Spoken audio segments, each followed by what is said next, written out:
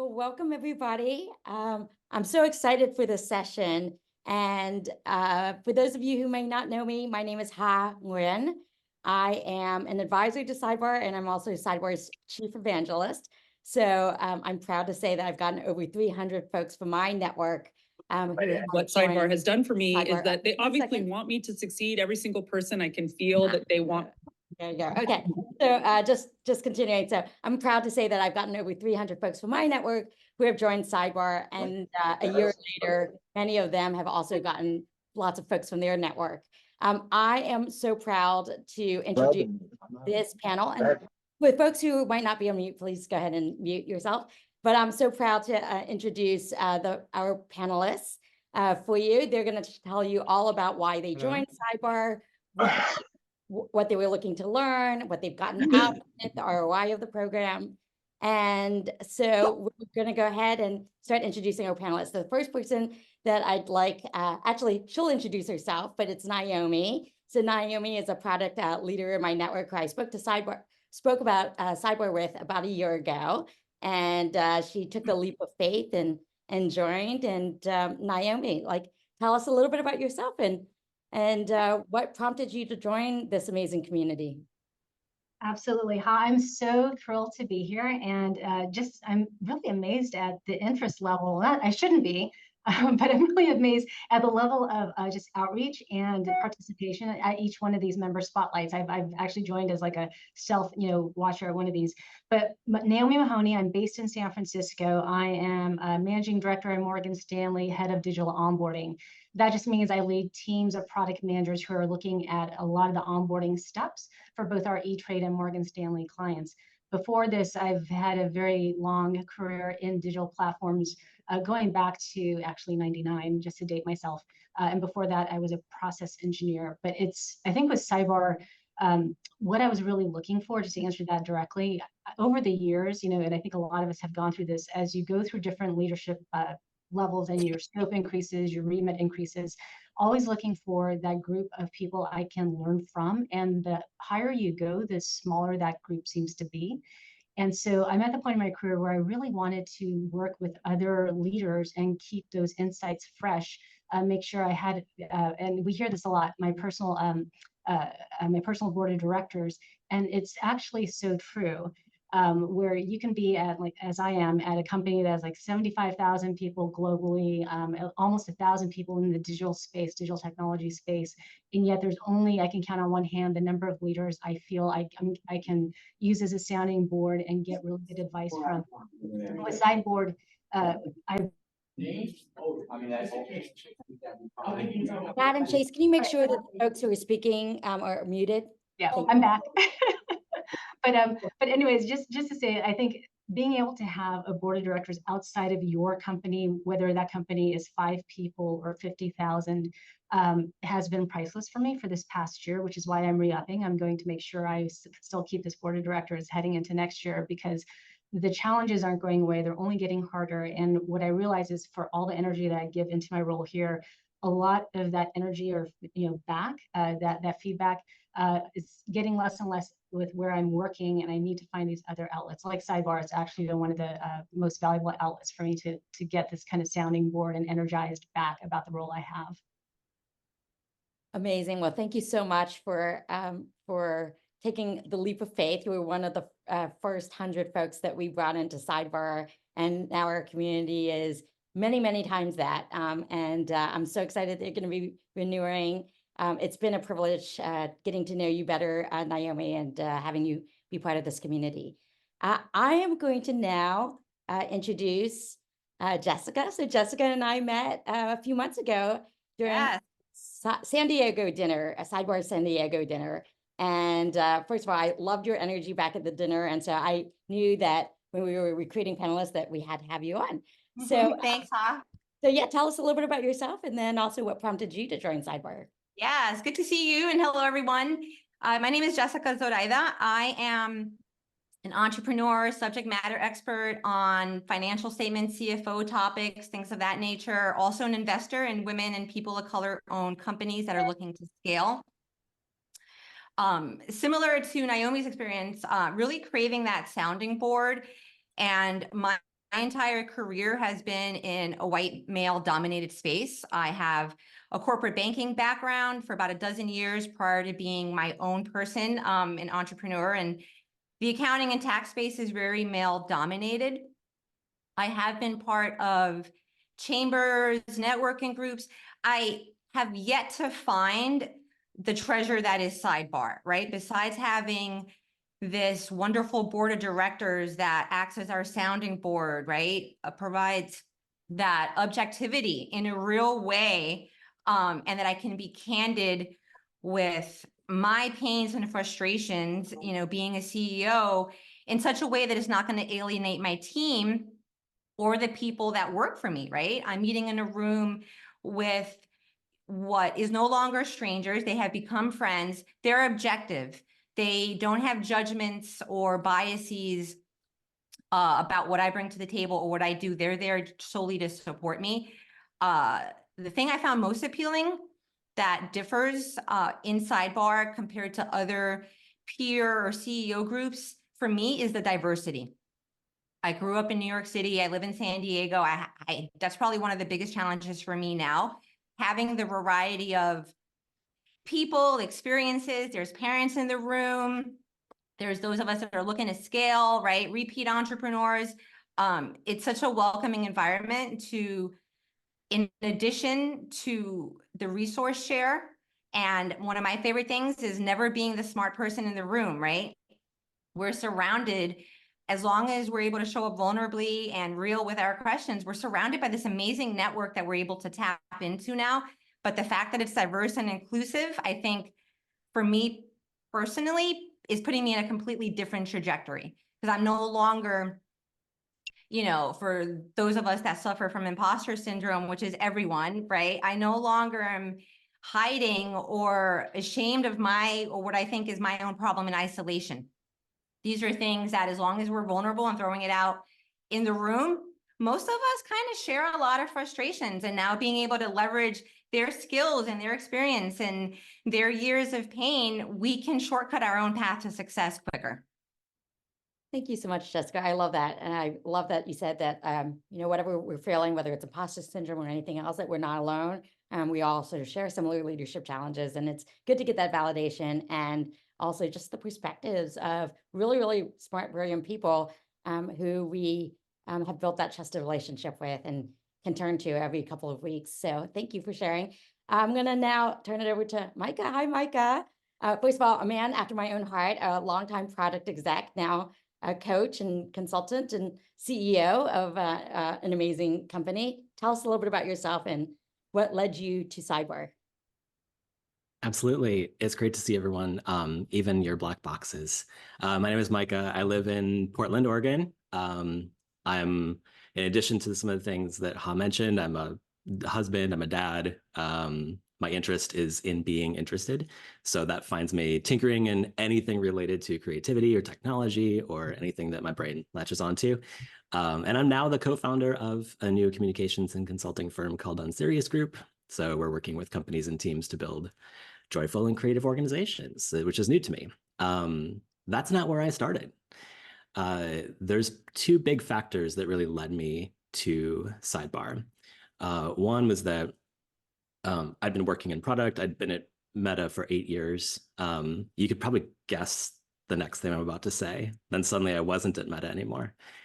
And I found myself at a crossroads, being laid off in the big tech shift. And what I thought that I wanted was I needed people to help me shift from where I'd been to where I wanted to go. Like, this is an open space. How do I use this opportunity to shift from what I was primarily doing as program management into product management or marketing? And the trouble was that I mentioned I'm in Portland. I also didn't start in Portland. I've moved a couple times, and my network. We lost your sound, or at least I did. Really? I hear you, Micah. I don't know about everybody else. Yep, Oh. you're good. All good? Good. We're Okay. good. We're good. Cool. We'll do it live.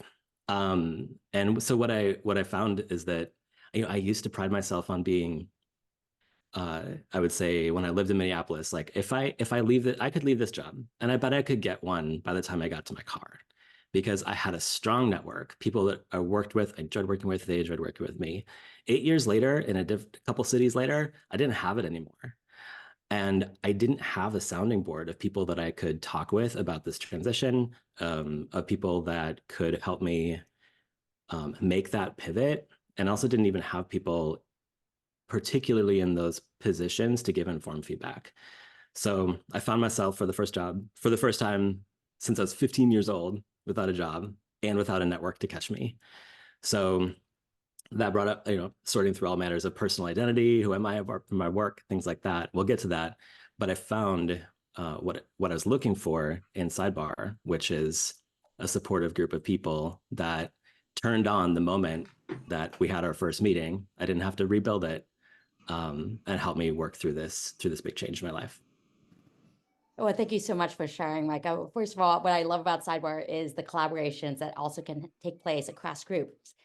I'm going to be in Portland at the end of the month, and you and I are going to grab coffee. So yes, we are. I found that since I've been involved with Sidebar over a year now, I've had amazing collaborations with many, many folks at Sidebar, many who I did not know. And now I'm working with them on projects, on accountability group, on a speaker series, on writing, and you and I will find something to do together. How about that? So looking forward to it.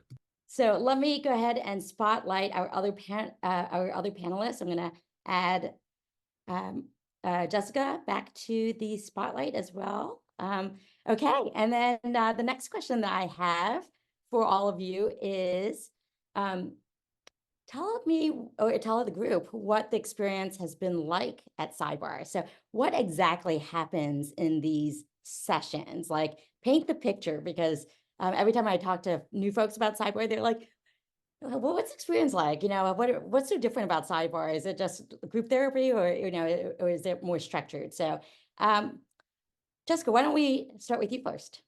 Yes. So my favorite part is absolutely the structure. I have a really difficult time and attention span for long meetings that go nowhere. And I either just won't show up.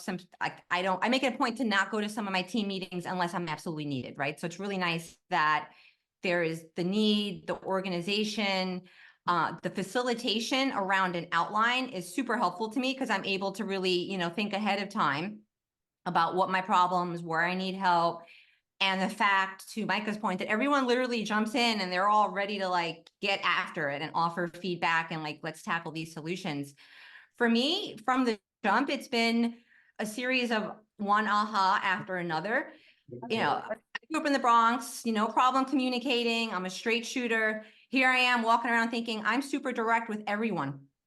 Not the case. I have had a little bit of a disconnect with one of the more senior people on my team, who I used to work for 25 years ago. So just to kind of give you an idea of the dynamic, right? And I realized through talking in session during the sidebar, right? They kind of poke holes, ask questions. It literally hit me like a ton of brick. With this person in particular, because of my own bias, I wasn't being as direct as I have or as I am with everyone else in the world. And it was creating the very problem that was leading to my frustration and being super annoyed as to why this person isn't understanding things the way I understand it. So usually, right, the mirror is there for us. Sidebar has been a really big glaring one for me, where I literally walk away on our bi-weekly sessions, kind of it hit me in the face. And as long as you follow it up with, well, what do I have to do next? And that accountability piece, because they don't let you leave the session without, well, what are you going to do next? So I had a really heartfelt one-on-one with this individual. Aha for him, he didn't see what I was hoping for, because I was hoping it and not necessarily communicating it. And we resolved it. And 2 weeks later, we're on this new amazing trajectory where he has literally ran with the project that I want him to run with. And it's been really eye-opening for me that I can still be as direct and transparent with everyone, regardless of this interpersonal dynamic, that I respect them or look at them a little differently because they might be my elder or they used to be a mentor. And it's allowed me to be both direct and communicative and kind at the same time, right? I realize I can still achieve all that and limit my own personal frustrations. Thank you for sharing, and that's a wonderful win success story. Naomi, is anything you want to share in terms of like, what the experience is like?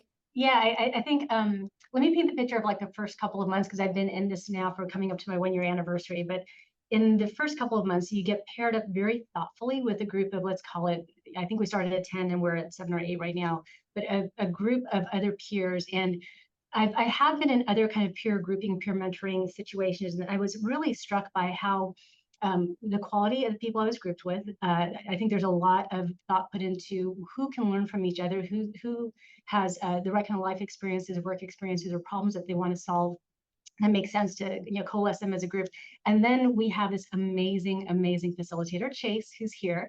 And that is really, I think, the secret sauce for this is you can get a lot of really good, thoughtful, authentic people in the room, but if you don't have that right facilitator to keep pulling everyone forward with the conversation, don't let us disengage. Make sure that we're asking the questions before we jump into solutioning, because a lot of us tend to be action-oriented catalysts, and we're just going to jump in and start cramming solutions down each other's throats. He paces us at the right way within a given session. And so this is like no joke, a commitment. It's 90 minutes every 2 weeks. All of us are expected to show up for each other. It's not just for myself and what I get out of it, but for each other. And I would say after the second, third time we were together, all the different icebreakers you would expect to happen happened. All the different sharing sessions happened. Something magical happened around the third or fourth gathering where we were opening up not just about problems at work, problems with, in a leadership perspective, a team perspective, alignment, but like our personal problems.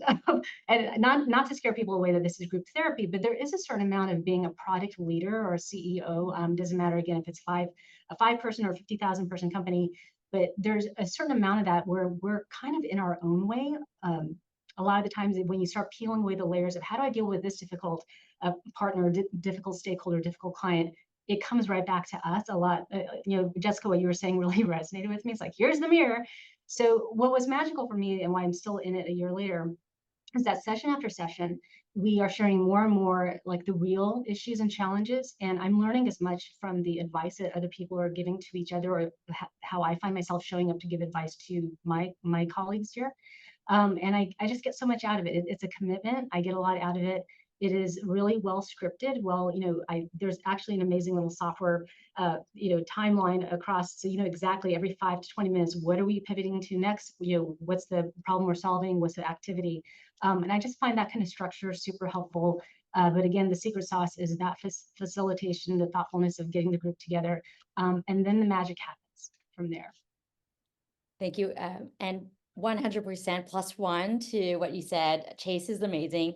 Actually, all of Sidebar's facilitators are so amazing. I see all of the scores, and people just always rave about the quality of the facilitation, like how the facilitators are the glue that holds the groups together. And then I personally am writing love letters to Chase at the end of each of my sessions with him because he's so good.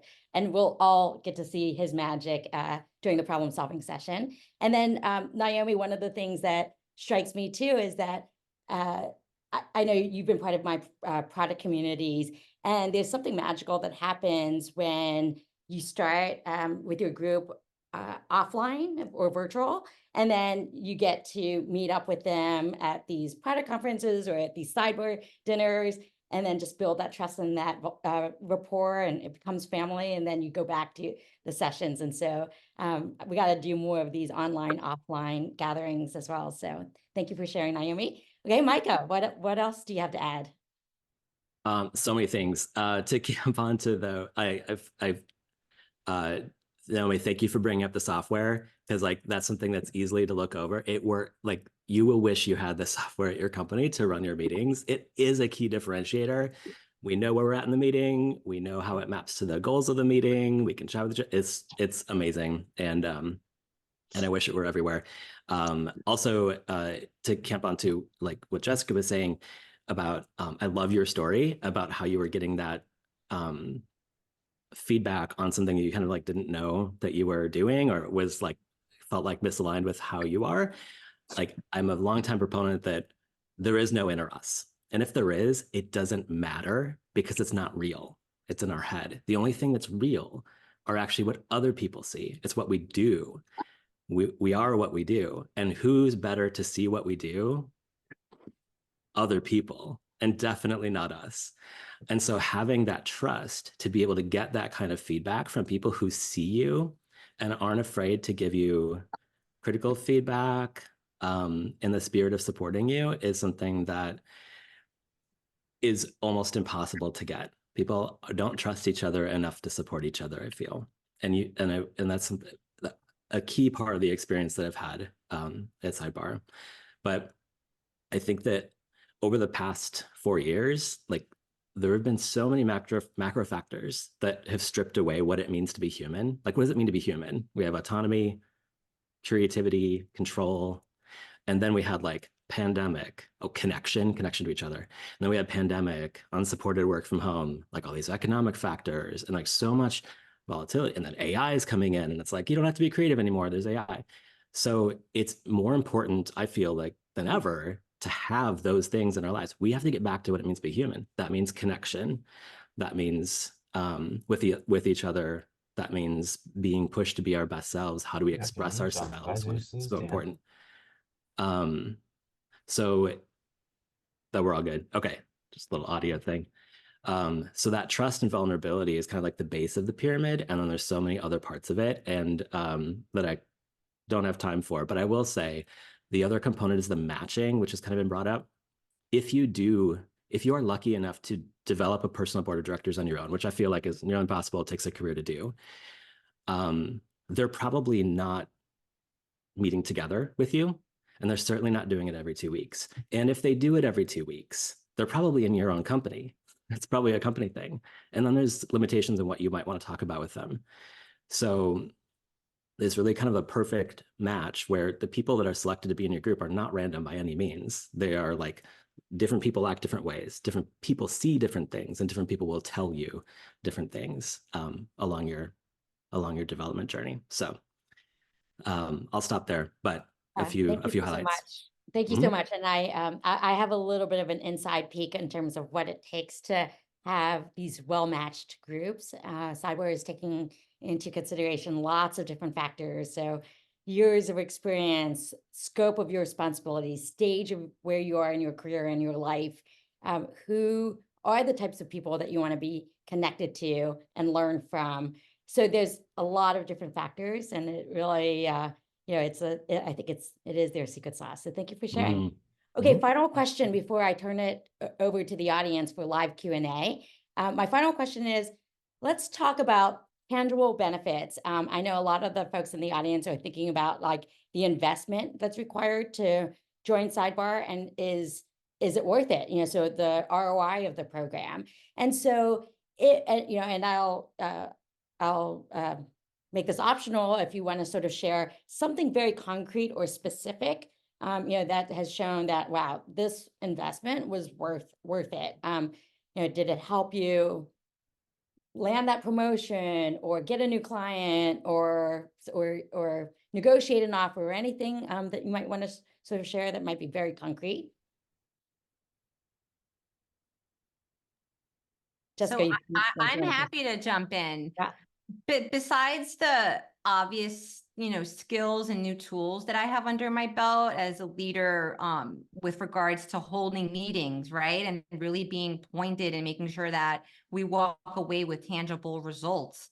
For me, the biggest tangible has been a shift in my own perspective, really moving out of being in my own head a lot to this sort of group peer board of directors. The biggest thing for me has been, to Micah's point, because we're seen and heard, and like there's this room full of trust of extremely capable people that you've been matched up with thoughtfully, it sort of popped the lid on my own insecurity that, oh, I'm just not there yet. I don't know enough. I'm not capable enough, because I've spent my entire life just getting learned up, building more skills, adding more letters behind my name, and just never feeling like I'm credible enough. And now, I'm less than 6 months into Sidebar, and it's taught me to, or it's forced me to wake up and be like, wait a minute, I am credible. I have an amazing set of skills and abilities and all these things. So what's transformed for us in my organization is,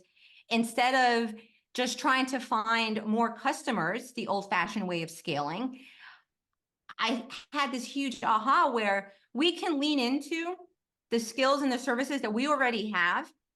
But because I now have this fire and this sort of sense of, oh, damn, like we're really good at what we do, I have now leaned into other markets, other customers, and now we're leaning into completely different spaces and verticals in offering our service delivery in a way that we hadn't even thought before. Because I always thought this was an internal problem, things that, you know, are limiting within my own right, as opposed to saying, no, maybe you just got to look outside yourself and pivot and blow the lid off in a very different, unusual way that I hadn't seen before. And I wouldn't have been able to see it if I hadn't had all this diverse set of experience and people and, you know, parents, non-parents, repeat entrepreneurs in the room to shine that light. That's beautiful. Your group helped you think bigger, and I wish you all the success in the world. Naomi and Micah? Yeah, I'll add one more thing, very, very tangible. So I think because of the diverse set of leaders I am paired with, very thoughtfully paired, but everyone from somebody who's transitioning off of a startup, somebody whose startup just got bought for, you know, lots and lots of money, to somebody else who's, you know, ex-Google, landed someplace else and is just rocking the world there in that particular company. Because I have such a diverse set of peers who are giving me advice and holding me accountable for some of the tough conversations I have to have at work that are necessary to drive my agenda forward and, you know, just be the leader I want to be. I think because of that, I have a certain level of much higher credibility. It wasn't just the, do I have better confidence? Yes, I do. But now it's the credibility that every time I'm going into the room with the leaders 1 to 2 levels above and talking about my vision of where we should be taking digital platform management, what it means to the bottom line for the company, I have this credibility because I can always point back to, and then I have peers in the West Coast who I talk to who are all leaders at these companies. And this is, I want to make sure we're staying, you know, current with our thinking and our approach. That's something that tangibly my first year, I've been here at my role at this company, actually just a little over a year, has led to a doubling of my scope and my remit after day 1 of coming here. And I don't think I would have gotten here as quickly without this level of support, guidance, real life problem solving in the moment. As I'm learning the new culture of the new company. So I think there's a lot of that it just helps you unlock your capabilities, whatever that means for you in your particular role, what that success is measured by. And for me, it really is, I'm going to have a bigger reach, bigger remit here, which is awesome. Because I really, you know, I feel so passionate about what I'm doing and have the support of this network behind me. Amazing. Thank you. I'll give a quick tangible one as well. One of the things that I love, like a lot of these very high level things that I've talked about and we've talked about, but it can go really low level too. So for instance, when I had to make the first pitch deck for the business because we're forming it. And so I brought it to the table. My team pushed me, my Sidebar group pushed me to share it and present it before I felt like I was ready. It was like, just go for it. And that made me think through a lot of things a lot faster than I would have. So I pitched it and then, you know, come back off camera and then there's like a lot of like,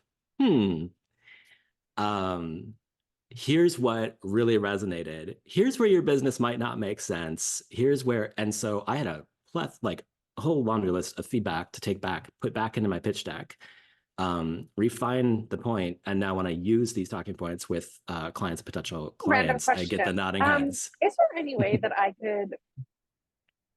I get the nodding heads, and it's like that sort of like group feedback dynamic can work on your personal, like, where am I in life? It can also work on a pitch deck or a presentation or a new product or whatever you have working on to just get that built-in authoritative, like people, very capable people that are open and transparent with you about what you're working on to make it better. Thank you for sharing. Okay, with that, I'm going to open it up for live Q&A. So I'm going to just remove the spotlight so we can also see the audience. And I'm going to remove me myself, start thinking about questions. And then if you have a question, please do go ahead and either raise your hand or type it into the chat. And then Chase and my colleagues Chase and Matt will help me see if there's any questions in the chat. So I'm trying to figure out how to remove. Oh, there you go. Okay. Okay, any questions? We probably have time for 2 or 3 questions before we move to our problem-solving session. Looks like I have a question. Back. Or don't you, someone else want to go first? Yeah, let's go ask Deepak. Hi there. Thank you for letting me be part of this, Naomi. I'm mostly here looking at you. I also work in a bank, a similar situation as you. So happy to be here. So I need to quickly talk about how, as an employee in an environment like this helped. Maybe a couple of more examples to sort of give me why an employee in a bank should join and how does it help. Mostly that will help me sort of get over the fence and come in and join. Thank you. Yeah, so I'm happy to address that just head on. So Deepak, so nice to meet you. And I would say for the kind of problems, if you have these similar problems or challenges that you want to get support on, I'm looking at changing the environment to be more product-led versus sales-led.